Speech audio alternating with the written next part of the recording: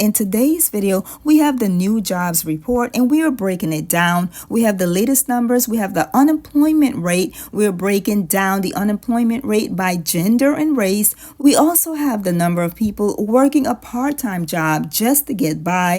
And finally, there were some job gains, and we're going to go over the fields that had those increases. So make sure you stay tuned. But before we begin, welcome back, everyone. So very happy to have you back for another update. Employment rose by 228,000 in March, and the current unemployment rate is at 4.2%, and the number of people currently unemployed is at 7.1 million. Now let's break that down in terms of gender and race. The unemployment rate for adult men currently is 3.8%, adult women 3.7%, teenagers 13.7%, whites 3.7%, and blacks currently hold the highest rate at 6.2%, Asians at 3.5%, and Hispanics at 5.1%. The number of long-term unemployed is currently at 1.5 million. The long-term unemployed accounts for 21.3% of all of those unemployed. The number of people employed part-time due to their economic situations is at 4.8 million, and these individuals would have preferred full-time employment but were working part-time because their hours were decreased or they were unable to find full-time work. And the number of people not in the labor force who currently want a job is at 5.9 million. These individuals were not counted as unemployed because they were not actively looking for work during the 4 weeks preceding the survey or were unavailable to take a job.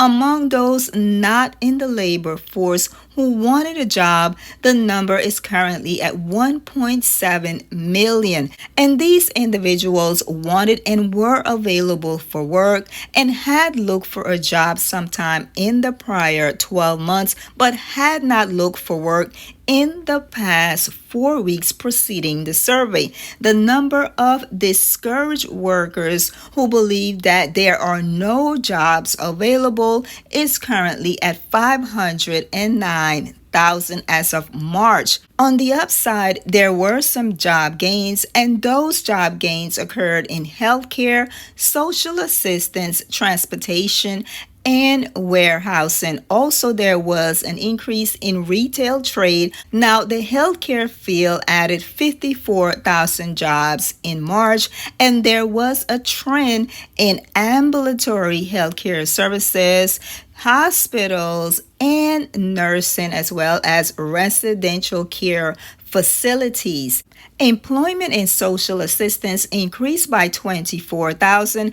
Individual and family services added 22,000 jobs. Retail trade added 24,000 jobs, and general merchandise retailers lost 5,000 jobs. Employment in transportation and warehousing rose by 23,000 in March. Job gains in couriers and messengers were up 16,000. Truck transportation up 10,000. And there was a partial loss in warehouse and storage jobs at a negative 9,000. And within the government, federal government employment declined by 4,000 in March, following a loss of 11,000 jobs in February. Employees on paid leave or receiving ongoing severance pay are counted as employed in this survey. And there were little to no change in other major industries like mining, as well as construction, manufacturing, wholesale trade, information, financial activities, professional and business service, leisure, and hospitality. Now, the average hourly earnings for all employees rose by 9 cents or 0.3% to $36 per hour.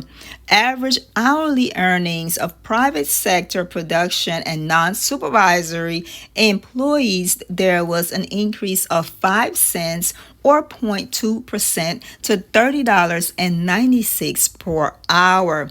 The average work week for all employees was unchanged at 34.2 hours weekly. In manufacturing, the average work week was at 40.2 hours, and the overtime is at 2.9 hours, and that is unchanged according to the report. The average work week for production and non-supervisory employees increased by 0.2 hour to 33.8 hours in March. And that brings us to the end of this video. Make sure to share your comments on how you are feeling on this particular job report. Please share your thoughts in the comments, and don't forget to like, comment, share, subscribe, hit that notification bell, and come back for more updates. Bye-bye.